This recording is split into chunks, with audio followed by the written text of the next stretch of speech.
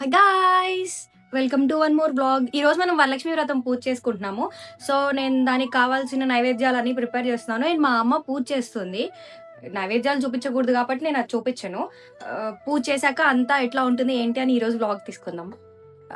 ఫ్యాన్సీగా డెకరేషన్లు అవన్నీ కాకుండా అసలు వరలక్ష్మి వ్రతం ఎట్లా చేసుకోవాలి, ట్రెడిషనల్‌గా ఎలా చేసుకోవాలి అనేది మనం ఈరోజు చూద్దాం ఈ వ్లాగ్‌లో.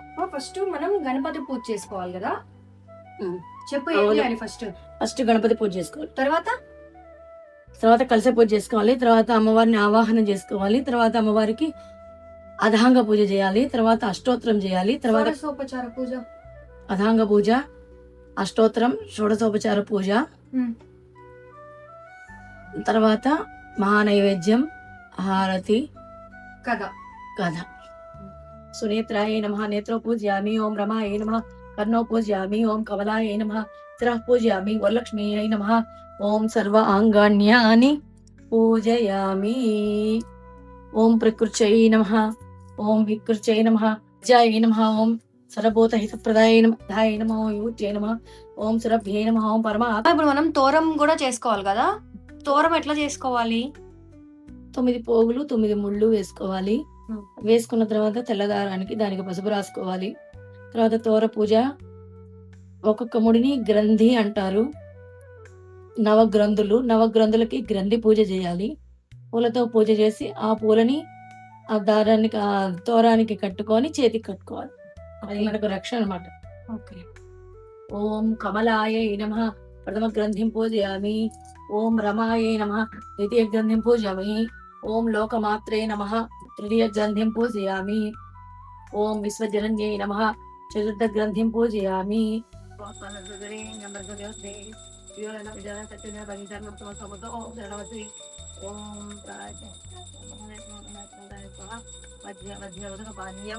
సమర్పయామి.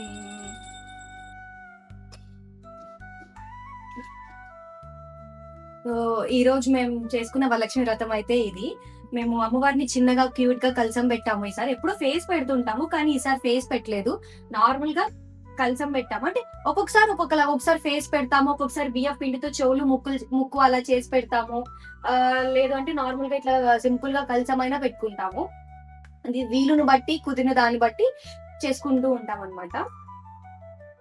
సో ఈ రోజు అయితే వరలక్ష్మి పూజ ఇట్లా అయింది. అండ్ నైవేద్యాలు అది చూపించకూడదు కాబట్టి నేను ఏం నైవేద్యాలు చేశాను ఏంటనేది నేను మీకు చెప్తాను. పులిహార, పొంగలి, పప్పు, రసం, ఆ పెరుగు, ఏంటి బజ్జీలు, ఇవన్నీ నేనే చేశాను అనమాట. అంటే ఈ మధ్య నేర్చుకుంటున్నాను, అంత పర్ఫెక్ట్ కాదు బట్ నేర్చుకుంటున్నాను.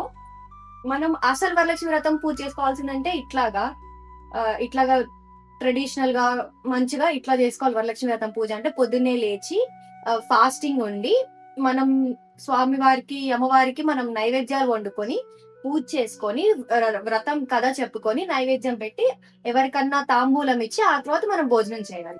సో గాయ్స్, ఇప్పటికైతే పూజ అయిపోయింది. మళ్ళీ ఈవినింగ్ కూడా పూజ చేసుకోవాలి. అండ్ దెన్ రేపు మార్నింగ్ కూడా పూజ చేసుకొని అప్పుడు అమ్మవారిని కదిలించాలన్నమాట. అప్పటితో మనకి వరలక్ష్మి వ్రతం అయిపోయిందని. సో మళ్ళీ మనం ఇంకో బ్లాగ్ లో కలుసుకుందాం. బాయ్.